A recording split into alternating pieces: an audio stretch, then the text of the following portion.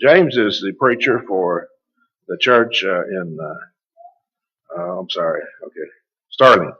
Sterling, Oklahoma. He's been there several years. And James is a fine gospel preacher. And all we ask of James is come and preach God's word to us, James. Would you do that, please? What we're going to think about this evening is the simple fact of those that refuse to have God in their knowledge are corrupt in their practices. Coming out of Romans 1, 18 and 19. If you want to be looking at that text, we'll come to that in just a moment. Romans is, again, one of the most, to me, outstanding books in all of the Bible, one that I enjoy to read and study through, and I certainly cannot claim to be an expert nor close to an expert on the book.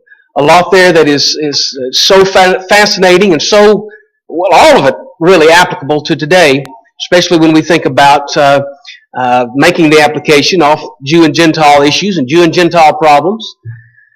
But Romans 1, 18 and 19. We know the passage just simply proclaims for us, "For the wrath of God is revealed from heaven against all ungodliness and unrighteousness of men, who hold the truth in unrighteousness, because that which is known of God, because that which may be known of God is manifest in them, for God has showed it unto them." The passage makes it evident that there is a God that is in our world today, a God obviously that has created our world, but we'll notice the fact that wrath has been pointed out early on. Wrath that has been revealed. I want to back up just a few verses, though, before we go too far into this.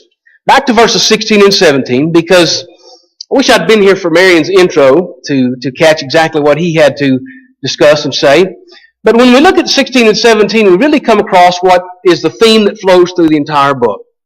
Some of the passages, again, this is one that we should know with our very being. "For I am not ashamed of the gospel of Christ, for it is the power of God unto salvation to everyone that believeth, to the Jew first and also to the Greek. For therein is the righteousness of God revealed from faith to faith, as it is written, the just shall live by faith." In looking at that, there are really three things that stand out in my mind that continue through the flow of the rest of the book. One just simply stated that there is the gospel, and it is God's plan to save mankind. The gospel. It is the plan. Besides that, there is no other. Man can devise and dream up what he wants to, but the gospel is the only thing that's going to save. We also come across in this passage the simple fact that both Jew and Gentile are amenable to that gospel. It's given to both. And those that will divulge themselves of their divisions and their self-beliefs and their traditions that have been taught or held to for years and years can become a part of what God has, through His very plan, brought into existence, that being the church. Both Jew and Gentile are amenable to the gospel. But we also see in that, the third thing, is in verse number 17, that it says in the gospel is the righteousness of God revealed. Here it is, a righteousness of God revealed. In the very plan of God to bring about the redemption of mankind and the salvation of his souls, of their souls, we find it plainly set forth for us that the just are going to live by faith. It's out of faith that they shall live. So now when we come back to our text of 18 and 19, we find these verses really all tie together, as of course we flow on through the chapter as well. What I want to do this evening again is to continue there in verses 18 and 19, see what the truth is revealed in those verses, and see how, again, through the rest of the chapter, Paul is going to continue to deal with the same issue and the same problem, the Gentile problem, and the sins that have overcome them and have brought them to what? To change. To change. Change the things that pertain unto God. To change the things in their thoughts. To change the way that they live. And therefore what happens? They become that which is unworthy. Unworthy. They come, as it says in verse number 32, as worthy of death. So let's take for just a few moments this evening and think about a couple of thoughts that I want to bring out in the text. And the first one really just stands very plain in verse number 18. We see that Jehovah's wrath is revealed. Again in verse 18, it says, "For the wrath of God is revealed from heaven against all ungodliness and unrighteousness of men, who hold the truth in unrighteousness. As we read that, we understand, first of all, we need to understand the very first word, for. Our original word, gar, the best of my pronunciation. We understand that the word simply means what Paul is about to reveal, what he is about to say is closely linked to what he has just said in the previous verses. So what was just said was the fact that what? In the gospel is the righteousness of God revealed. It's been revealed, it's been given to mankind, but what takes place? Following closely right along with that. Why? Why is the gospel revealed? It is simply because God's wrath has been revealed as well. God's wrath. And with God's wrath comes what? God's plan where he can allow man to come out of that wrath and to be freed from that wrath, to be freed from that, the due penalty for sin. How is man going to do it? He's going to have to respond to God. That's not hard to understand. When we consider wrath, we have got to, again, distinguish between God's wrath and what we see with man. It's totally different. God's wrath, we can obviously say, is a just wrath. It's brought about because of man violating what God has said to do. He has violated, he has explicitly gone against God's will. The verses, again, are the thoughts that say, do this, they have not done. The thoughts of the verses that say, don't do this, they have done. So what becomes, again, is God's wrath revealed against man. His wrath. Now, closely again, we see that with mankind, I'm not exempt, and I doubt any of you are. Oftentimes we get angry, we get disturbed over frivolous things, things that aren't important in the grand scheme of things. We get upset sometimes over what? My favorite football team didn't win. They lost the Super Bowl, or they lost the whatever bowl game it might have been in college. We get angry over those things. And God's wrath is just. It's not built upon emotion or jealousy or spitefulness or any of those things. It's a wrath, again, that is come upon humanity. Specifically as we're going to look at and think about the Gentiles, but as we make the application to our world today, even so. The word ungodliness, we realize that godliness, I think we understand the meaning of it. It deals with piety. It deals with reverence, respect for God. When we take in the English language and connect the little UN prefix to it, it negates those things. So now we're dealing with impiety. We're looking at irreverence and disrespect for God. That is what, again, God's wrath is turned against. And that, again, is not hard to understand or to see why. It's against those things. Paul is, again, giving us a good description of individuals that are irreverent, that are lacking in proper respect for Jehovah, rebellious spirit, rebellious ways, and therefore what? Their due wrath. The other word that's pictured right there for us is unrighteousness. Again, to take righteousness, we're dealing with the way that we treat our fellow man. Ungodliness, again, directed toward God.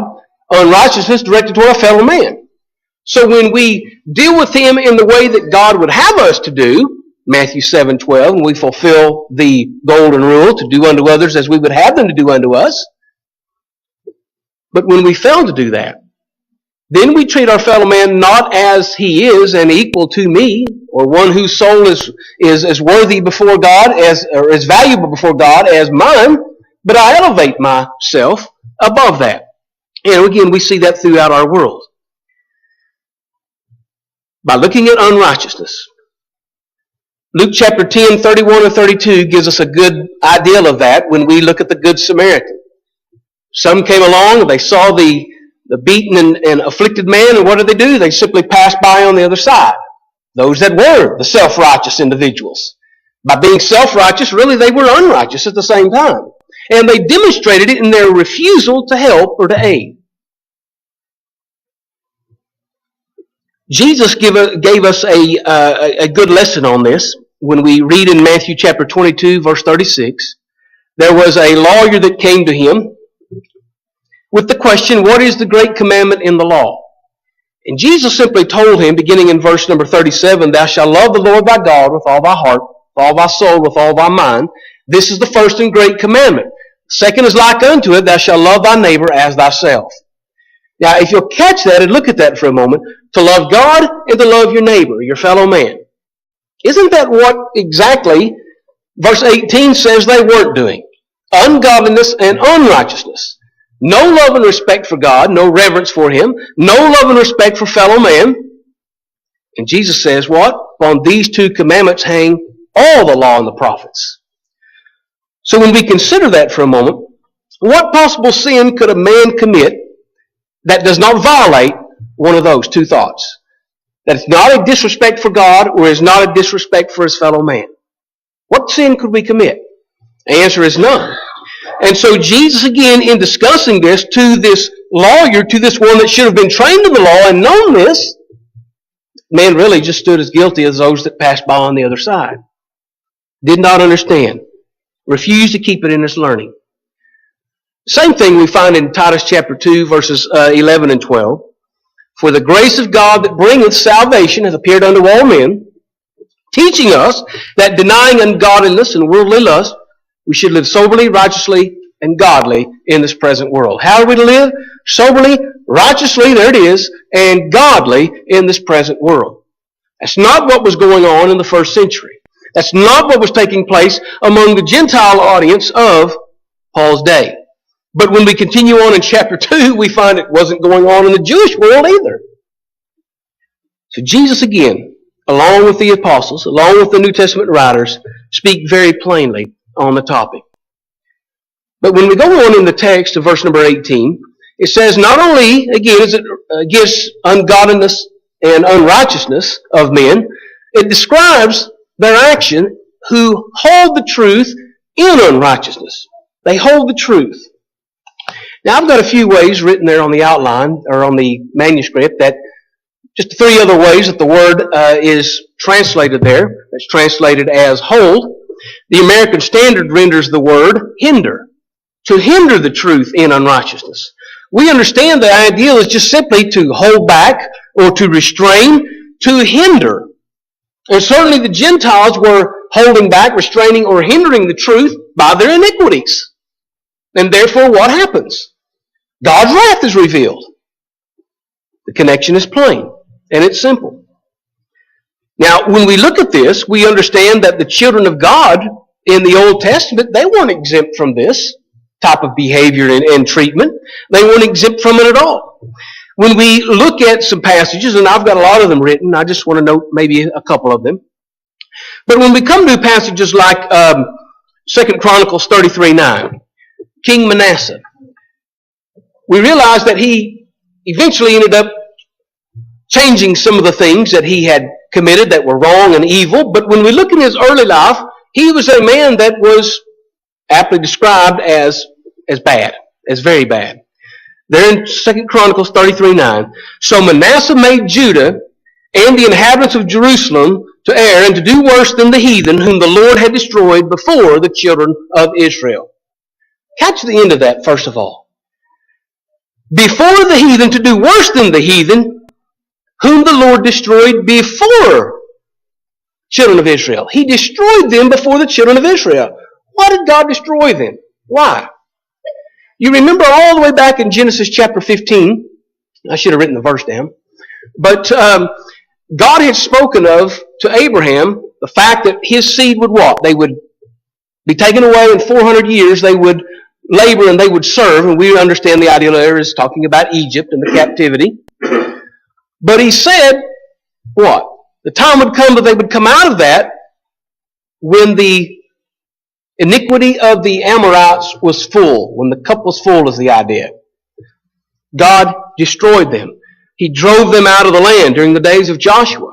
He certainly did. The children of Israel, in following him, they were not going to stumble, they were not going to falter as long as they did what? As long as they did as God commanded. But Manasseh, of course, he's in a long line of evil kings.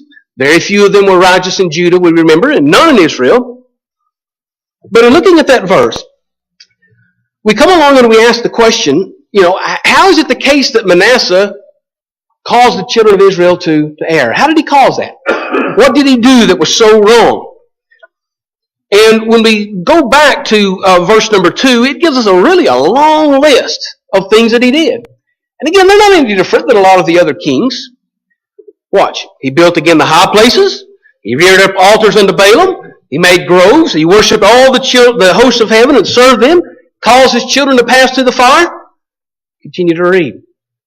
He was a man that was very much not a godly person. He was not an individual that was a righteous person in any way, shape, or form. He was, as it plainly points out for us, an individual that was unrighteous. He was an individual that was ungodly. He was an individual that was evil, plainly said. Manasseh. Also, Matthew chapter 23.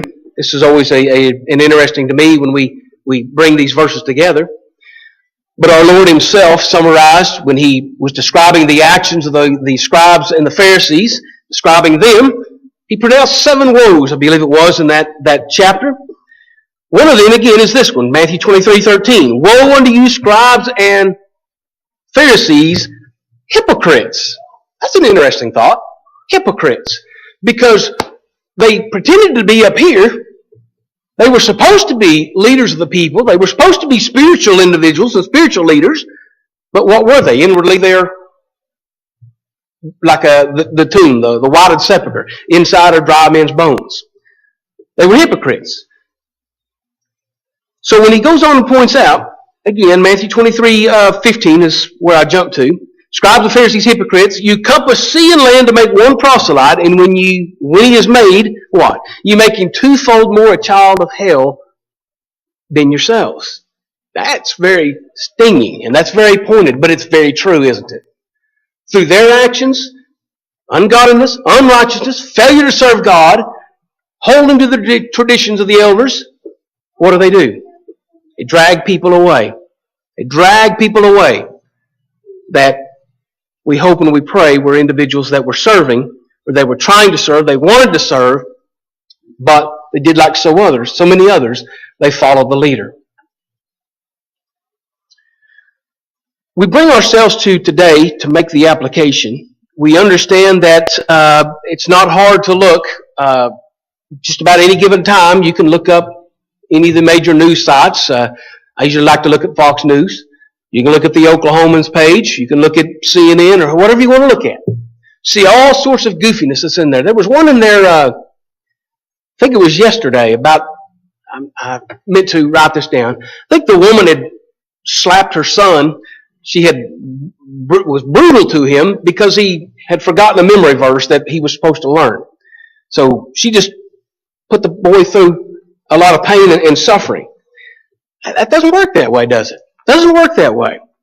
We can't just simply pretend to be something that we're not. We can't proclaim to be children of God and live like the devil. We're no different than the scribes and the Pharisees. Jesus will be saying to us, woe unto you, hypocrites. We don't want to be that. We don't want to live like that. I have a rather lengthy quotation here.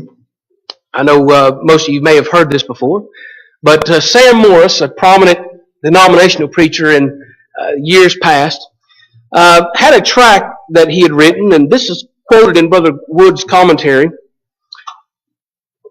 He writes, though, concerning the impossibility of apostasy, the fact that you can't fall from grace.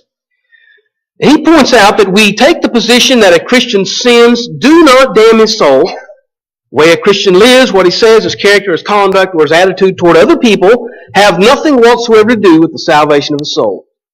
All the prayers a man may pray, all the Bibles he may read, all the churches he may attend, all the services he may, all the churches he may belong to, all the services he may attend, all the sermons he may practice, all the debt he may pay, all the ordinances he may observe, all the law he may keep, all the benevolent acts he may perform, will not make his soul one whit safer, and all the sins he may commit from idolatry to murder has nothing to do with the salvation of his soul. What is that? It's hindering the truth. That's all that is. That's a hindrance to the truth. The truth is nothing like that. The fact is that we can't live like the devil, as he says you can. Anything from murder to idolatry does nothing to do with your soul. Well, of course it does. And to teach anything less is doing what?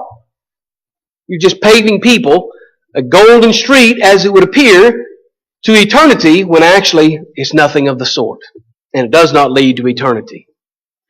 When we allow sin such as that to be simply practiced, we open up a Pandora's box that can't be closed. And I think that's what's happened in religious world today in our country, Christendom. A Pandora's box has been opened. And we're moving to the community churches and the 365 churches and all of these little offshoots that come up that do what? They don't so much hold to the old ways of being moral. They don't hold so much to the old ways of preaching against this sin and this sin and this sin. They don't do that any longer. So really it just becomes a hodgepodge. Do as you want to do. Come here on Sunday and, as the old saying used to do, just say a couple of Hail Marys and you're good. Doesn't work that way. Again, Romans 6, 1 and 2. Move on down the chapters a little bit. What shall we say then? Shall we continue in sin that grace may abound? God forbid, for how shall we that are dead to sin live any longer therein? Simply put. When we look at, again, things we see in our world today, in the church, the mechanical instrument of music is simply ridiculous to begin with, but we find it growing. I haven't kept up with it, but when it first happened with the Quail Springs congregation of in the northern part of the city, that again divided. A lot of people left. Today, again, they don't occupy the same building. They're sharing the church building with a Christian church. In fact, I wrote this down so I wouldn't forget it. This comes out of their statement of belief, I guess you'd call it. It says, we choose to freely associate with the Restoration churches and those of the larger Christian community. What is that larger Christian community? What is that? I know what he's getting at, and I know what he's saying, and he's wrong in saying that, whoever wrote it, whoever approved it. When we come to pornography, pornography again is something very much going through and infiltrating our shows we want to watch on TV or the movies that we might want to watch. You just can't escape it. It's there continuously. What used to be again viewed as a very pornographic book, very graphic book, that 50 Shades of Grey or whatever it was called, been made into a movie, and how many people go and watch that?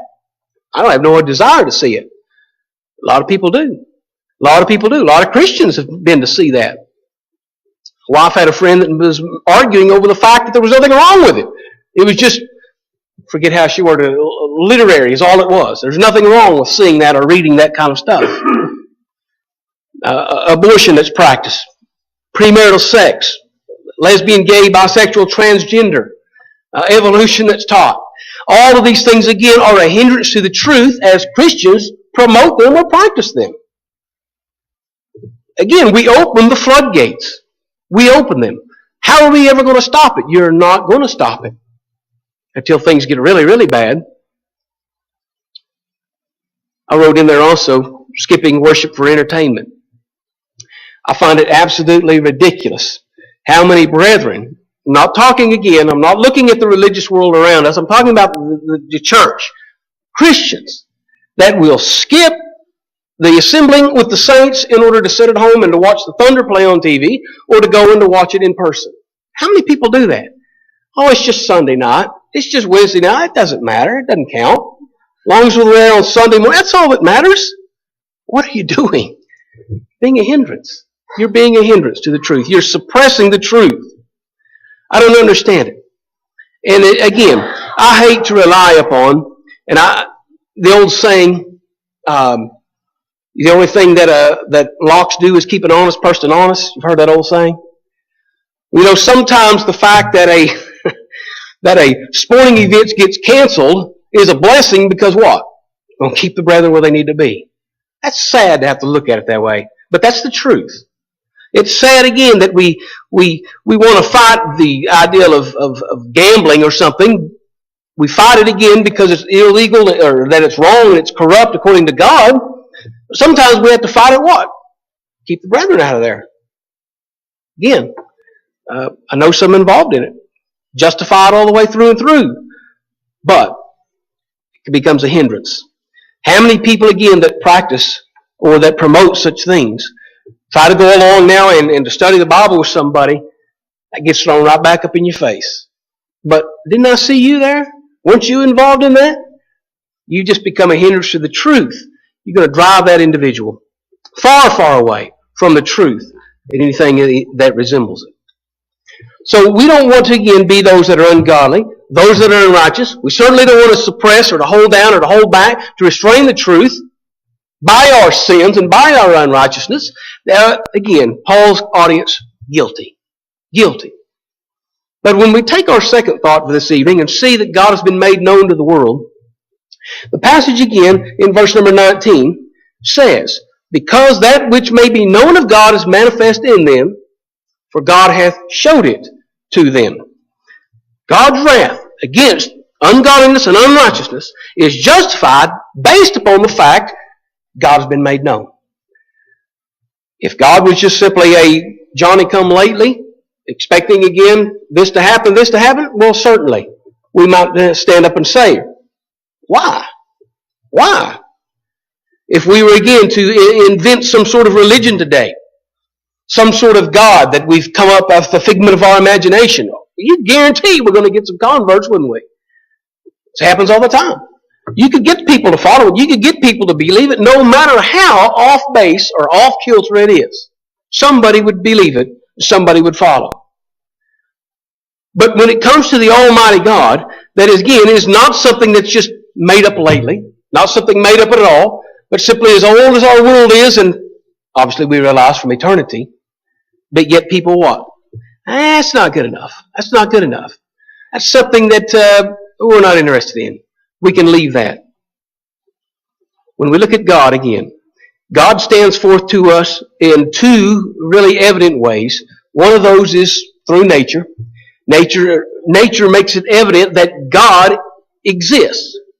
We're not again looking at God and saying that man can know God's will through nature, because that's not true. Psalm 19:1, the heavens declare the glory of God, and the firmament showeth his handiwork. It makes it evident that there's something greater than man, there's something beyond the ability of man that is in charge and that has created this world. The fact that there is a God is evident.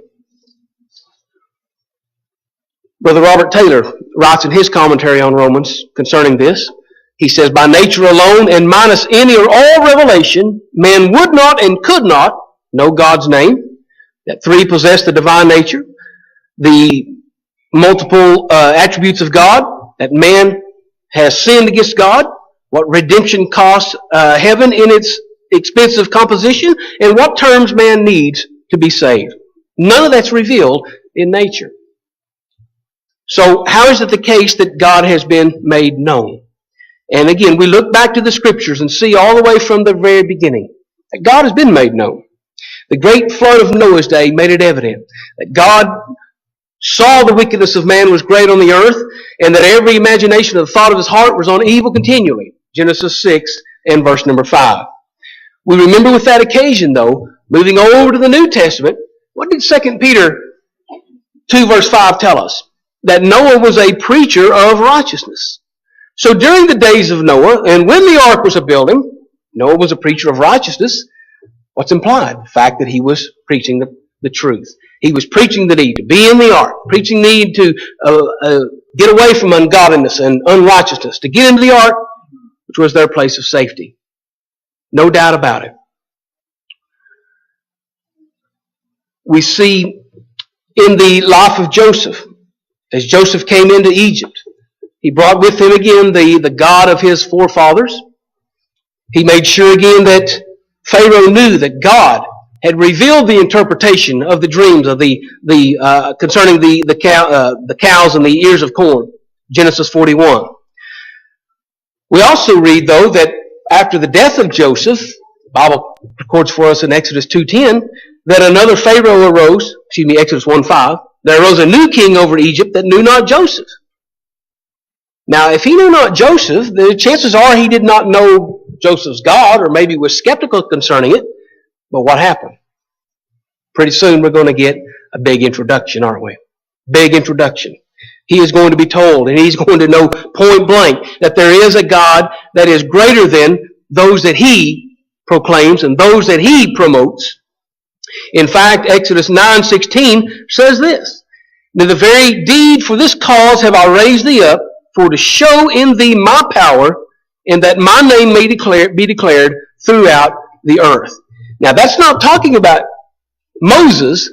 In thee, I've raised thee up to show my power. That was said to Pharaoh. Pharaoh. So what Pharaoh is going to learn firsthand concerning the Creator of the world. And we realize in the plagues, he certainly did. Give you another one right quick concerning Rahab. Rahab the harlot. When the children of Israel came out of the wilderness wandering, as they assembled there on the eastern side of the Jordan River, and the spies went across, they came to the city where, again, Rahab was dwelling. Rahab responds concerning this, concerning them, "I know that the Lord hath given you the land, and that your terror is fallen upon us, and all the inhabitants of the land faint because of you.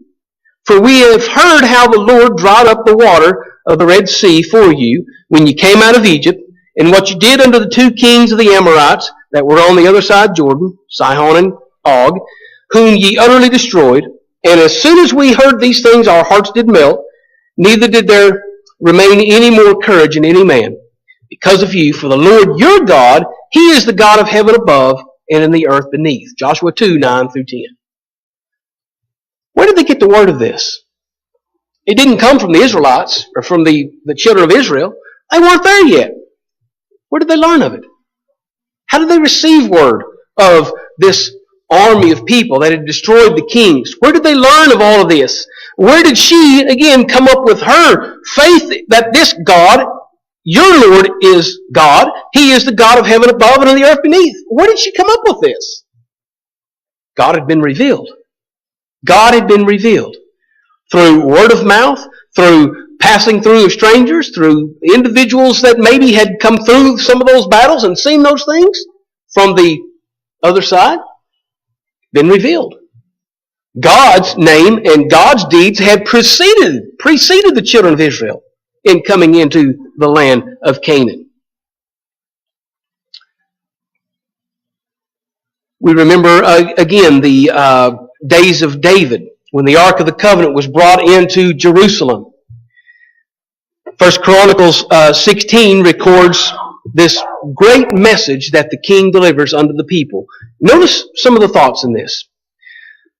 "Even the covenant which he made with Abraham, and of his oath unto Isaac, he hath confirmed the same to Jacob for a law, and to Israel for an everlasting covenant, saying, Unto thee will I give the land of Canaan, the lot of your inheritance, when you were but few, even a few, and strangers in it, and when they went from nation to nation, and from one kingdom to another people." 1 Chronicles 16 through 20. Move down a few verses. Verse number 24. "Declare his glory among the heathen, his marvelous works among all nations." Verse number 31. "Let the heavens be glad, and let the earth rejoice, and let men say among the nations, The Lord reigneth." God's going to be carried. God's going to be promoted. God's going to be passed through the world. Marvelous, marvelous thought. We remember again Shadrach, Meshach, and Abednego, the events with Daniel, how in their days the same thing took place. When the three youths refused to bow down to the image that Nebuchadnezzar had created out on the plains, and they were cast into the fiery furnace, when the king saw that they were unharmed and unburned, and even the smell of smoke was not upon them, his very words were what?